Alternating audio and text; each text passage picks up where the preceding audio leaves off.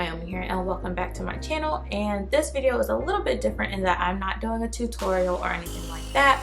I am actually going to be doing a Q&A. I put a poll out on Instagram and I asked people to ask me questions that they had about natural and transitioning hair, and I said that I would answer them in a video on my channel, so here we are. So let's get into the video.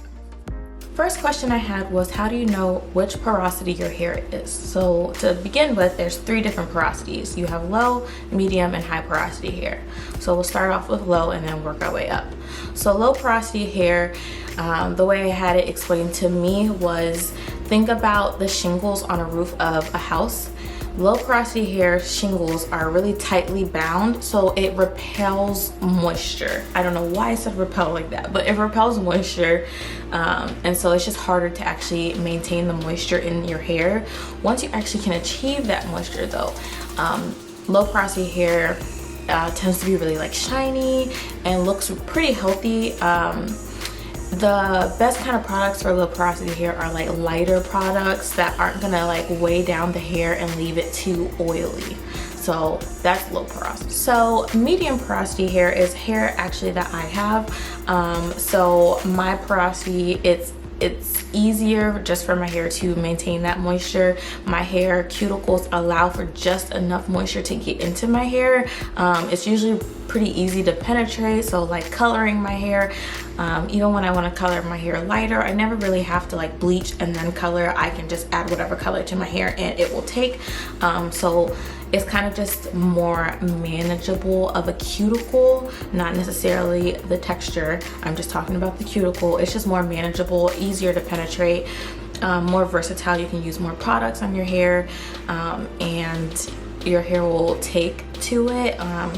You don't have to have super heavy kinds of products. You don't have to use super light products. Something in the middle is probably perfect. I tend to use creamy products in my hair, and my hair just tends to like it. Medium porosity hair also is able to hold styles for longer, which I have noticed. I can rock a wash and go for a whole week if I really want to. So high porosity hair tends to have more gaps in the cuticle. So again, if you're thinking about our shingles on a roof, there's kind of more gaps in it, which allows too much moisture to get in. So high porosity hair tends to get really frizzy really easily. So with these, you kind of want to use a heavier product just to seal in that moisture, maybe using oils on your hair just to kind of seal in that moisture, because too much moisture is getting in, causing your hair to look frizzy. So we don't want that. So you want to make sure you're finding the right product to use with your porosity to achieve the best hairstyles or the best moisture or the best, you know, the healthiest looking hair. So the next question that I have is, give us a full journey of how I got my hair to how it is now. It's a long story. So when I was in middle school, I went to school with a majority white people, and all I saw was straight hair, straight hair, straight hair. And so all I knew was straight hair. So I wanted straight hair. So from a really young age, I'll probably throw in a couple throwbacks here of how my hair was. It was always really long, always super healthy looking. My mom always put it in braids. But it was super coily. So, you know, going to school when I was the minority, I think there was only 6 black people out of 120 of us in my middle school class. So we were definitely the minority, and all I saw was straight hair every day. So I wanted straight hair. So my mom and I decided that we were going to put a texturizer in my hair. So I didn't go full-blown relaxer, but chemicals are chemicals. And so it still definitely damaged my curl pattern. But it was also easier for my mom because she had to do my hair, and my hair was always very coily and curly. So it just made it a lot easier for both of us to manage. So yes, in middle school, I decided to put a texturizer in my hair so that way I could wear my hair straight, and I used to flat iron it a lot and blow dry it out a lot and just always have my hair straight. Once I got to high school, I went to high school, and I saw way more people who looked like me in my class. It was about a 60-40 split, so way more people who looked like me, way more people who actually were wearing their natural hair. So I decided I was going to return natural. So I went through lots of trims. As my hair would grow, I would trim, it would grow, I would trim, and then finally I just decided to chop it. And so my hair was really short, like right here when it was curly. So, you know, straight, it probably came down to my shoulders, but it was like right here. And I'll put a picture in of that too. My hair was so short and it just looked super unhealthy. I didn't know how to take care of it. It was always frizzy. The shrinkage was real. Shrinkage is still an issue for me, but it was like crazy. Like my hair would shrink up so much. But I stuck with it. I was patient. I tried different products. I did deep conditioning.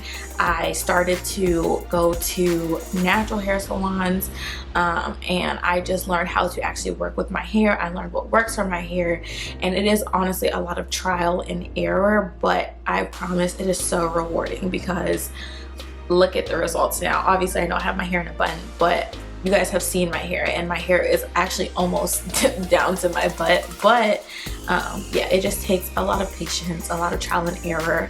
I honestly became a product junkie during that time, just because I was trying to figure out what products really work for me. And that is the advice that I give anyone who asks, how do you know what products work for you? It's honestly trial and error. Just because a product works for me doesn't mean it's going to work for somebody else. So it is just you going and trying. And yes, it can be a little expensive, but like I said, it's very rewarding in the long run when you see your hair start to flourish. So the next question that I got is, actually this kind of ties into what I was just talking about. Do you have any advice for natural hair growth? So what I discovered works for me is I use an oil mix.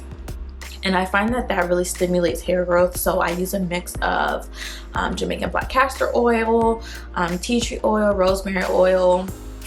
There's a couple more things in there, coconut oil. I'll probably like make a list of what it is. And I use that in like one of those oil bottles and just mix all of that up. And I always put that on my scalp because it really just stimulates hair growth. So after I put that on my scalp, I'll take my fingers and actually massage my scalp to make sure it's really distributed in there. Some more advice I would have for hair growth is just to leave your hair alone. It doesn't always need to be manipulated. It always doesn't need to be pulled up high into a bun. Yes, I have a bun now, but I really don't wear buns too often, especially tight buns, because those are just pulling at your roots, and so that's not really healthy. So I honestly wear wash and goes most of the time, maybe a twist out or braid out here and there, but wash and goes are my go-to because you just don't have to do too much to your hair, and that is honestly the best advice that I have for you. Don't manipulate your hair too much. If you're going to do protective styles like braids and twists, and I'm saying with extensions, not with just your natural hair, you want to make sure that you're not making those too tight. And even if you are doing it with your natural hair, you don't want anything that's too tight to pull at the roots of your hair, because that's just, think about it, it's pulling at it. That's not the healthiest for it. So you want to just let your hair breathe, let it be. The best advice I have for you are wash and goes. Granted, I know some people aren't comfortable with wash and goes or don't know what products work for them, but that goes into what I was just saying. You just gotta find what works for you, and when you find it, sis, your hair will flourish, okay? I promise you. But yeah, just leave your hair alone. Protective styles are great when they are appropriate. Do not tug and tug and tug at your hair, and manipulating it always is not good for it. You don't want to change your hairstyle every single day. That's just not good for our hair. Our hair cannot handle it. Our hair is, we have to be gentle with it, okay? We can't just be tugging at it and doing all kinds of things. I'm not going to be a hypocrite and say don't color your hair. Obviously I have color in my hair, but as long as you take care of your hair and make sure it's moisturized with that color, then you're good. The other big piece of advice I have is stay away from heat. I do not straighten my hair. If I straighten my hair, it's probably once a year, if that. If I'm doing a style that requires me to blow dry my hair, I will braid my hair or twist my hair and let it dry overnight as much as possible. That way when it's time for me to put some heat to my hair like a blow dryer, I don't have to put that much. And when you do, you want to try to keep it on low. The only heat that I put on my hair is sitting underneath my hooded dryer after I style my hair, because I personally just like my hair when it is dried rather than air dried. But yeah, just try to stay away from flat ironing your hair, blow drying your hair too often, because that causes damage and heat damage. And if you want healthy hair and you want your hair to grow, that is like so counterintuitive. Don't do it. I tell everyone stay away from heat, and if you're gonna do it, just do it. Be so careful. Use heat protectants and like products that will really take care of your hair. Please do not fry your hair. I know some people think that you have to put grease in your hair before you flat iron it. Please don't do that. Use a leave-in conditioner in your hair before you flat iron it. Leave-in and a heat protectant. That's all I put in my hair when I do flat iron my hair, because grease is literally frying it. Like, you're not cooking your hair, so don't put grease in your hair. You could grease your scalp if you want, but do not put grease all throughout your hair before you flat iron it. You're frying it. Do not do it. So let's go on to the next question.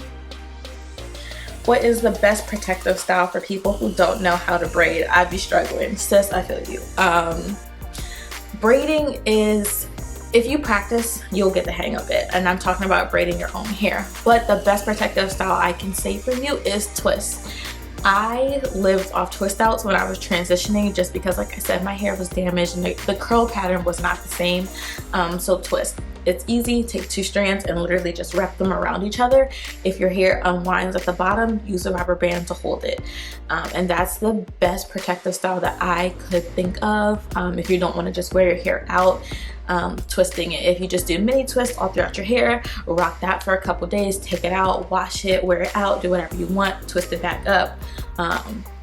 But yeah, that is, I think, the best protective style that you could do. Flat twists are another thing that I love. Flat twist. If your hair is long enough for flat twist, then that's super easy. I know you said you don't know how to cornrow, to the person who asked this question, or braid, but flat twisting is sort of kind of like a cornrow in that you're braiding it flat against your scalp, but it's only 2 strands, so it is a lot easier. Your fingers will not get as confused. Try it. I have a video on my channel about how to flat twist. I find that flat twisting is like one of my go-to styles when I don't want to put my hair in a washing gel. Flat twist is that's it. It's so cute too. So yeah. Next question. What's the best way or product to get your hair to grow? I don't have like one product that's just like amazing. I would say though, like that oil blend that I talked about, and I will link something and maybe like a picture of all the oils that I use to make it. But yeah, like you want to make sure you stimulate your scalp for growth. Your hair is coming from the scalp. You want to make sure you treat your scalp nicely.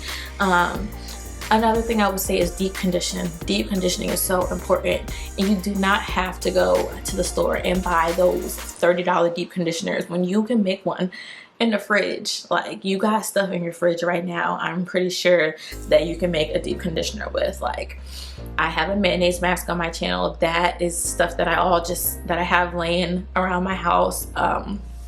There's like avocado mask, there's Greek yogurt mask, there's so many different kinds of masks. If you just look up any of those, you can use a homemade deep conditioner, and that will help your hair as well. Now, not from the store-bought deep conditioners. I have plenty of those as well, but deep conditioners are the best.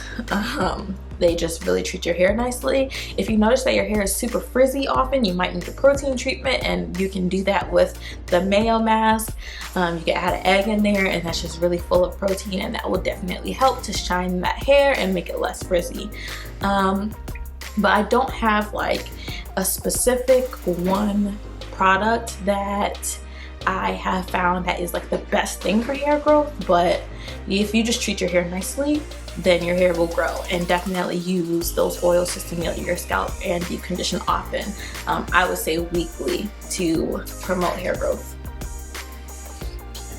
Next question is, how long did it take me to transition? That's a good question. It took me, I would say, less than a year. Just like I said, I would trim my hair really often. My hair grows fast personally, so when I saw some growth, I would trim and then trim and then trim, and then I was just so tired of just the ends of my hair looking all tragic when everything else was looking really curly and really nice, so I just chopped it. I wouldn't call it a big chop because honestly, if I did pull my hair, it was still down to my shoulders, but it was a big chop for me, and that my hair was really long before. But yeah, I would say maybe between 9 months and a year for me to transition. But you want to be patient with your hair, don't rush it. But if you're ready and you want to, just big chop that thing, sis. Let's see, can you color your hair while transitioning? I would say yes, you can. You just want to be really careful. I would not recommend bleaching your hair, but coloring shouldn't be too bad for it.